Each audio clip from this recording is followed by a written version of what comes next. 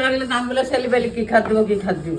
মা তুমি এত কষ্ট করে যে আমাদের জন্য ওই যে দোকান থেকে আটা এনে সিদ্ধ করে বউয়ের কথা শুই না, এই যে তুমি যে রুটি বানাচ্ছ এই বউয়ের কথা শুই না যে সিদ্ধ করতে করেছে, বউ সিদ্ধ করে রুটি খাবে তাই করতেছো কেন মা? পরার মিয়া তাও আপন হয় না, পরার মিয়া আপন হয় না। পর কোন আপন হয় না তাহলে কেন করতেছো তার কথা শুনি? করছি বলবেন তো শাওরি ভালো না ভালো না করবি দেখি। আমি তোমাকে বললাম কি মা সিদ্ধ করা লাগবে না, আমার নরমাল রুটি ভালো লাগে, গরম গরম দিব খাবো শেষ।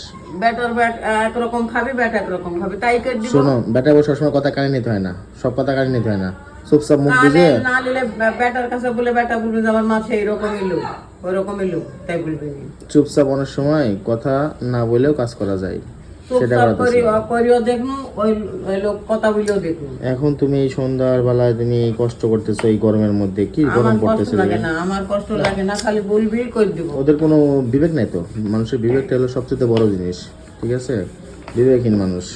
যাও শুরু করার আগে তুমি যে শুরু করছো ভালো করছো, না আবার শুরু করতে পারে বলা যায় না, বলা তো যায় না, বুঝতে চাই কষ্ট করতেছেন কি বলবো। আমার ভালো লাগে, ভাল লাগে, তবে মায়ের কাছে তো অনেক ভালো লাগে, আমি জানি মা এগুলা সয়ে নিছে।